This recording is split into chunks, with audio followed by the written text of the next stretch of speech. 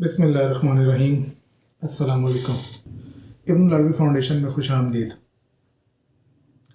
آج ہمارے دوست رضوان صاحب نے کراچی سے ایک سوال کیا ہے کتاب معرفت قیامت کے حوالے سے، اور یہ خیال کے باب میں سے سوال ہے جس میں انہوں نے ایک عبارت پڑھی ہے، اور اس کے بارے میں انہوں نے کہا ہے کہ یہ سوال یہ تھا کہ کیا حضرت مریم علیہ السلام نے جب حضرت جبریل علیہ السلام کو دیکھا تو وہ کیا حسی صورت میں دیکھا یا خیال کی صورت میں دیکھا، ان کا ادراک کون سا تھا؟ اور پھر اس کے علاوہ جو اس کا دوسرا حصہ ہے سوال کا، اس میں باقی تفصیل ہے کہ کیا حس کی خیال پہ برتری ہے یا نہیں ہے جو شیخ نے فرمایا ہے۔ تو سب سے پہلے یہ سوال آپ ان کا سن لیں، اس کے بعد پھر اس کا جواب دیے جاتے ہیں۔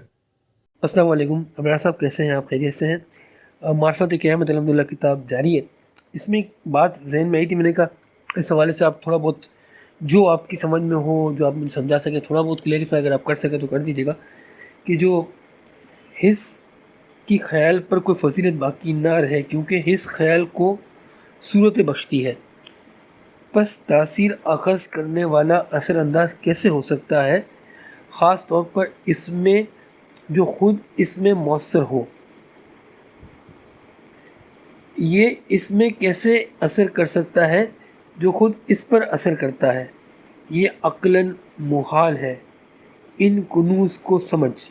اچھا، یہ چیزیں اگر آپ مجھے تھوڑا سا کلیئر کر دیں کہ ہماری جو حس ہے وہ مطلب ہمارا جو خیال ہے وہ حس سے ہی ساری انفارمیشن لیتا ہے نا، وہی ساری صورتیں سب کچھ وہ ہمارا جو خیال ہے وہ حس سے ہی لیتا ہے، ٹھیک ہے؟ تو ہمارا جو خیال ہے وہ اثر قبول کرنے والا ہے۔ اچھا، اب یہ فرماتے ہیں کہ اثر انداز کیسے ہوتا ہے، خاص طور پر اس میں جب خود وہ مؤثر ہو۔ اب ہماری جو حس جو خیال ہے وہ حس سے ہی سارا کچھ ڈیٹا لیتا ہے، تو ہماری جو اب بقول شیخ کے کہ ہمارا جو خیال ہے وہ حسی صورت کس طرح تخلیق کر سکتا ہے نہیں کر سکتا، تو پھر حضرت مریم سلام اللہ علیہ نے حضرت جبرائیل امین کو جو دیکھا تو وہ خیال کی آنکھ سے دیکھا کہ حس کی آنکھ سے دیکھا؟ تو یہ ایک سوال ہے۔ تو اس حوالے سے آپ مجھے جو کچھ آپ جتنا زیادہ مجھے سمجھا سکتے ہیں اگر پاسبل ہو تو مجھے تھوڑا بہت کلیریفائی کر دیں تاکہ یہ عقدہ تھوڑا بہت کچھ سمجھ میں آ جائے۔ جزاک اللہ خیر۔ اچھا جی، آپ نے یہ سوال تو سن لیا۔ تو یہ معرفت قیامت نامی کتاب کا صفحہ نمبر 48 ہے، اس پر یہ عبارت موجود ہے کہ جس سے انہوں نے سوال بنایا ہے۔ میں عبارت پڑھ دیتا ہوں۔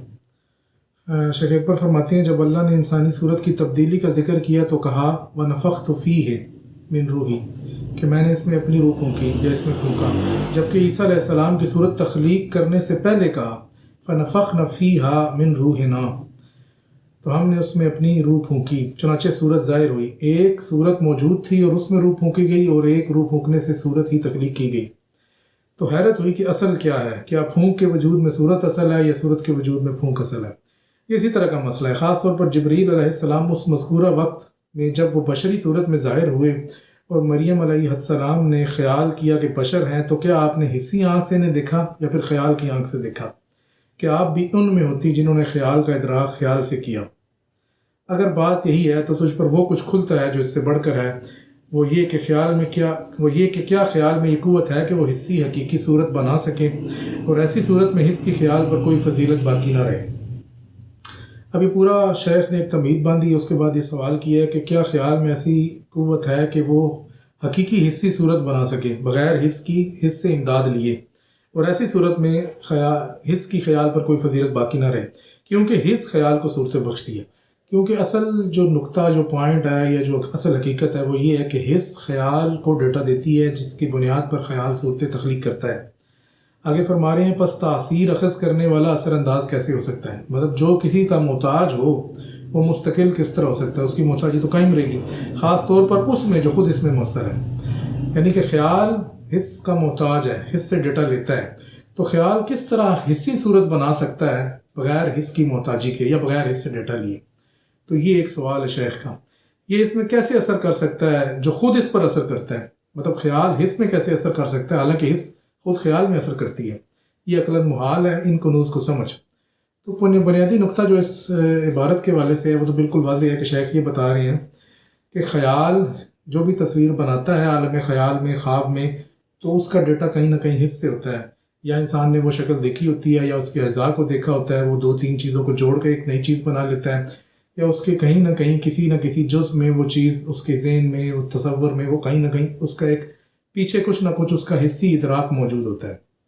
اب اس کو سارا بیان کرنے کے بعد عثمان رضوان صاحب نے سوال یہ کیا کہ پھر حضرت مریم علیہ السلام نے حضرت جبریل علیہ السلام کو جب دیکھا تو وہ کس صورت میں تھا؟ ان کا ادراک خیالی تھا یا حسی تھا؟